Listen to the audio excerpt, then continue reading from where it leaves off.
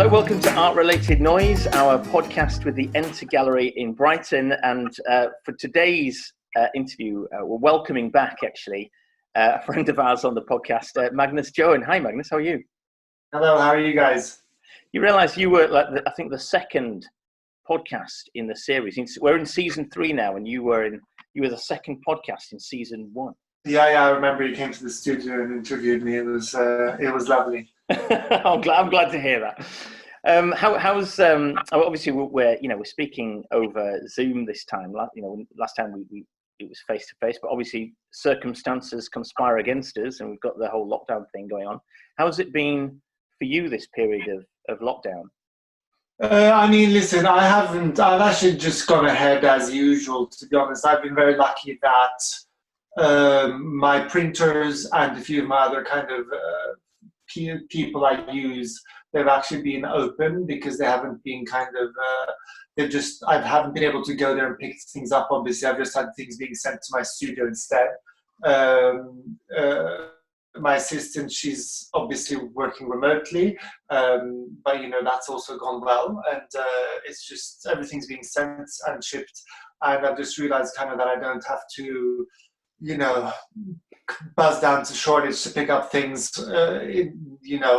I'm kind of saving quite a lot of time by having it delivered and sending things out straight from here instead of going to the post office and things like that. Because what I would usually do, I would kind of pop to the printers, pop to the post office, and then go have a meeting in Shoreditch or something like that all at once, and now it's more kind of self-sufficient, luckily, have been since it started. So. I mean, so it seems like business as usual for you then. I mean, to some extent. Technically, yes. I mean, it's kind of gone a bit up and down, but I've actually been surprised how it hasn't affected me as much as I thought it would. Because there was kind of an initial panic in the very beginning where I was like, oh God, okay, all my galleries are closing, what am I supposed to do? And then, so I kind of made a little plan and kind of, we didn't really need to what's it called, instigate it, because it just sorted itself out by itself, kind of. So when one gallery was closed, then we kind of started getting orders elsewhere, and then so it kind of, yeah. I suppose there's always a bit of a nervous expectation when something like this happens. You just don't know what you don't know, do you? And it's, what could happen, and then you just make the best of it. I think you have to project people's spending habits and what this affects them and how they will spend their money. Instead, maybe on spending it on art, they might spend it on other things. And, so you kind of, what we did is we did a projection where we kind of did 3 phases where, okay, people are at home, they're bored, they want to redo their houses, or, they want to buy art. So you have that phase. So at the very beginning, we kind of tried to sell as much as possible. Then we projected that there would be a part in the middle where a lot of people are furloughed, a lot of people are kind of also getting losing their jobs. So maybe that's kind of one of those periods where you might kind of need a little war chest because people aren't buying that much. And then we thought that in the latter part of this lockdown, which I guess we're kind of nearing the end now, people will get bored again. They're still at home and kind of, they're seeing that they're still being paid a bit. And so, but what we found anyway is that the galleries kind of picked up pretty quickly after the initial kind of bump of them closing and things. So. Yeah, and I've noticed a lot of innovation going on. So it sounds like you've had to, really look at your strategy, if you like, in terms of how you do your practice. But, galleries as well and artists all doing the same thing across, across the country. So I'm seeing a lot of virtual shows, just innovating using technology, innovating using social media. Have you been doing any of that at all?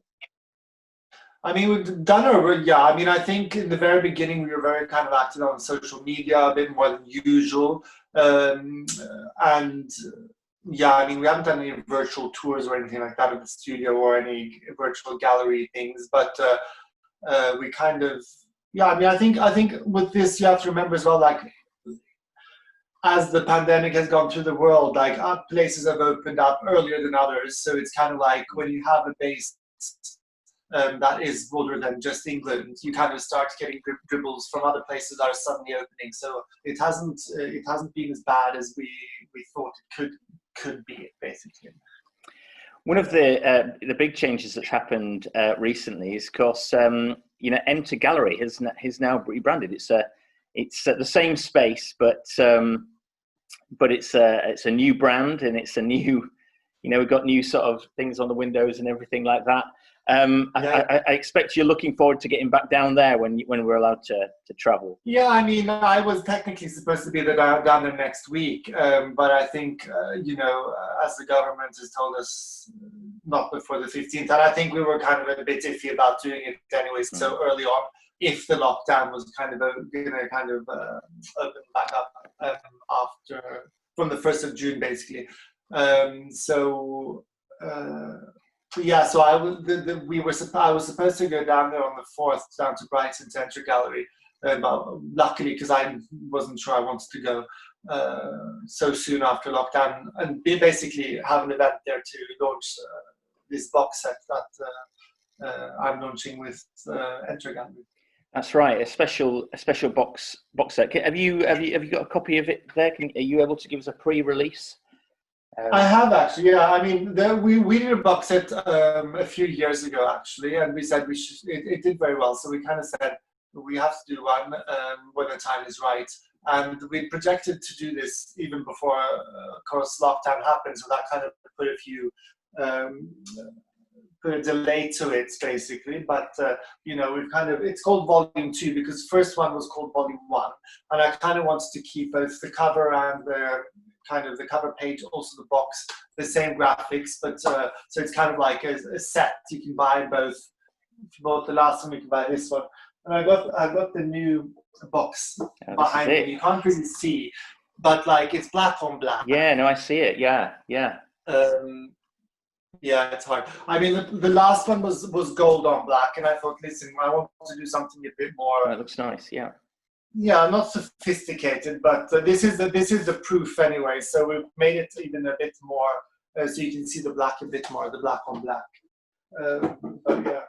And what? So this is a Delft series. Mm-hmm. So last time we did skulls. This time we did kind of six images, and they're all kind of based on my Delft porcelain. So kind of with gold leaf. Now I'll give you a quick preview. So these are still trials, but they kind of give you the kind of idea of what it is. So this is again the title page, if I can say, and that's obviously done. The last one was black, and this one is now obviously we did it so it looks a bit more like porcelain. And so yeah, we have six prints, and they all have gold leaf. So this is the heart. Don't know if you can see that. Really. Yes, you can see it. Yeah, you got are those sort of quivers, arrows going through? So those are two arrows. So kind of Cupid's arrows going to the heart, basically. Yeah. So that's one of them. And it's a porcelain again, and the heart. It's all about fragility, and your heart you can break someone's heart. And then you have a scarab again, which kind of we added some gold details. I don't know if you can see it. Yeah. I'm recognizing this style because yes, you've done some. I think the last time I visited your studio and we talked about it, you had those porcelain. You had a porcelain scarab actually there. It was in your studio at the time, and we. Yes, I had a sample that I did many years ago.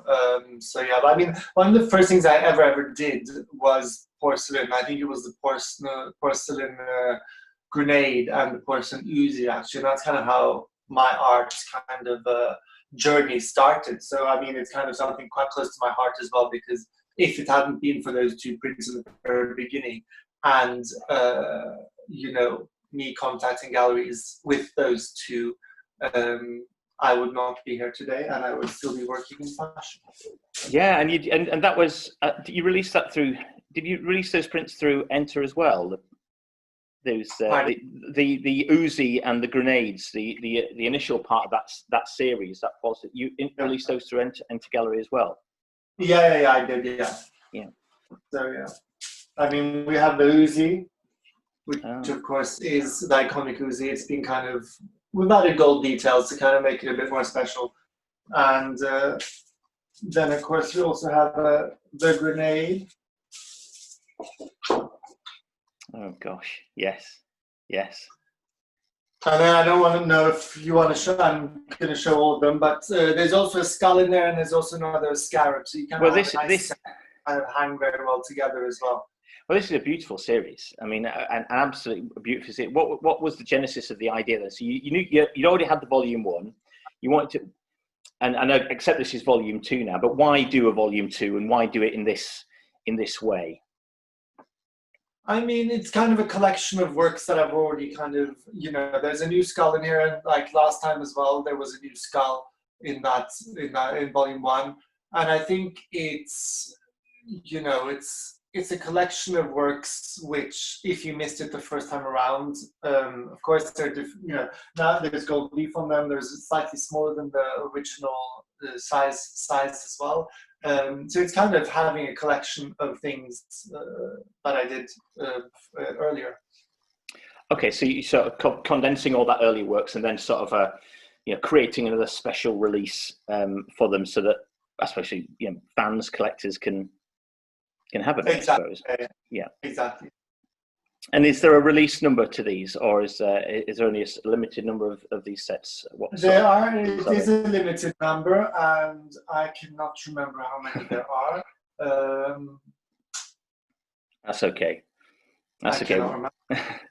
Tell me something more about because you referenced your love of porcelain and the sort of symbolism behind that being the fragility of life. And I think in our last conversation you talked a little bit about your art and fragility, and how you combine that with these quite things like grenades and Uzis, right, which you don't really associate with fragility or anything like that. Can you talk to me a bit more about what that all means?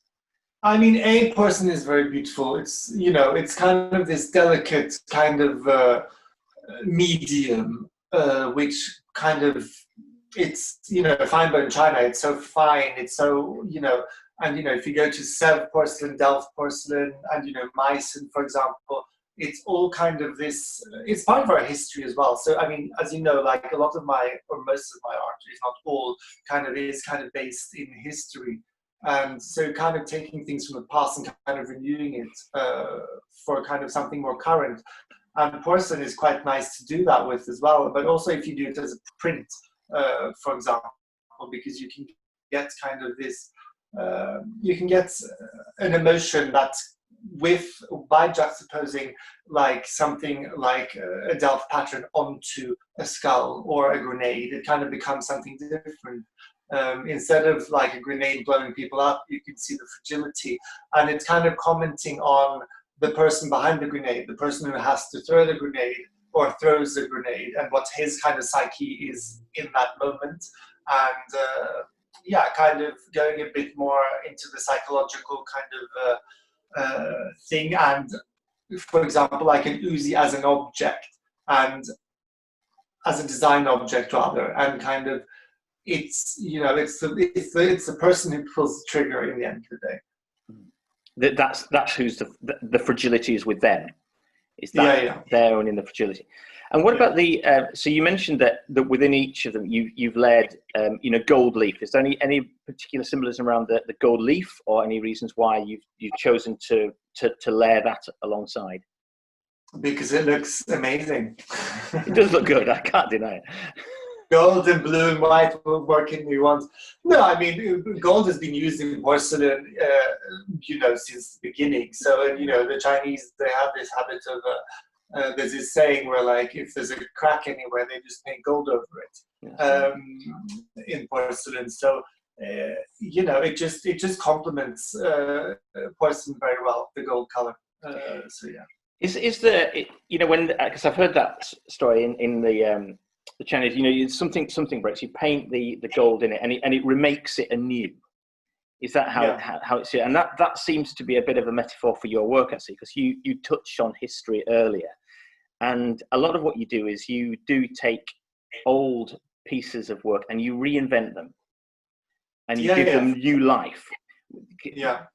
Could you tell me something more about that process and what you go through?